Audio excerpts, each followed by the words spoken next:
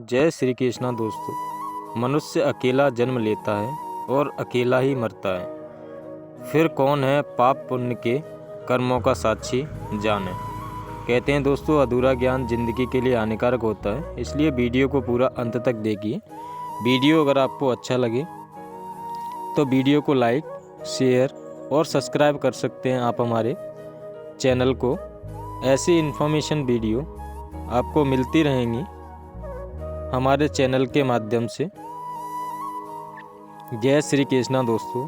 मनुष्य अपने जीवन में अच्छे और बुरे कर्मों को करता है। मृत्यु के बाद शरीर भले ही नष्ट हो जाता है दोस्तों, लेकिन उसके द्वारा किए गए कर्म जीवित रहते हैं। यानी प्राणी अकेला ही जन्म मृत्यु के तंक में फंसता है, अकेला ही पाप पुण्य का फल भोगता है दोस्तों, अकेला ही कई प्रकार के कष्ट झेलता है, अकेला ही मोक्ष को प्राप्त करता है।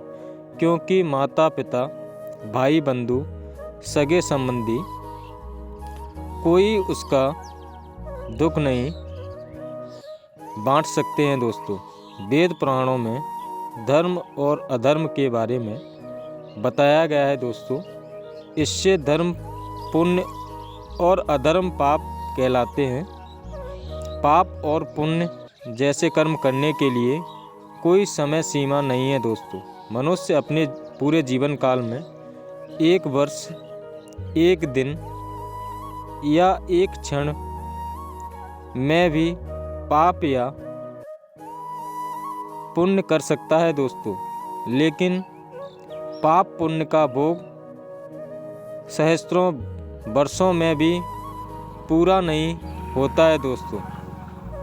यानी आपने अपने जीवन में जो भी पाप या पुण्य किए हैं, उस कर्म का फल आपको जीवित रहते हुए या मृत्यु के बाद जरूर भोगना पड़ता है। पाप पुण्य कर्मों का साक्षी कौन है? प्राणी संसार में अकेला आता है और मृत्यु के बाद अकेला जाता है।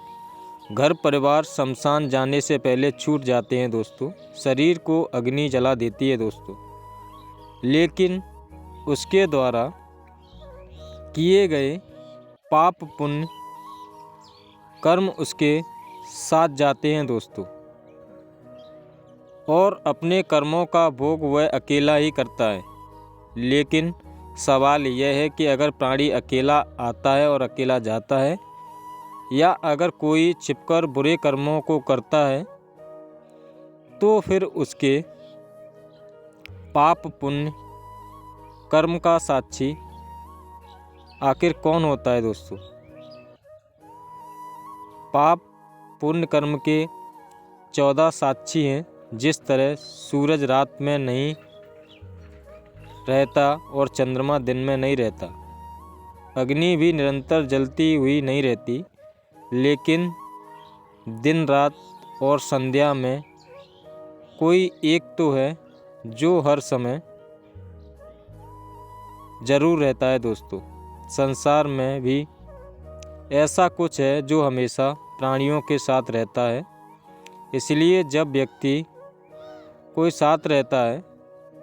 जब व्यक्ति कोई गलत काम करता है, तो धर्मदेव उसकी सूचना देते हैं और प्राणी को उसका दंड भी जरूर मिलता है दोस्तों।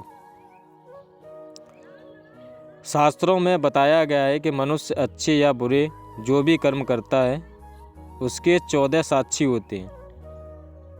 इनमें से कोई न कोई सदैव मनुष्य के साथ रहते हैं दोस्तों।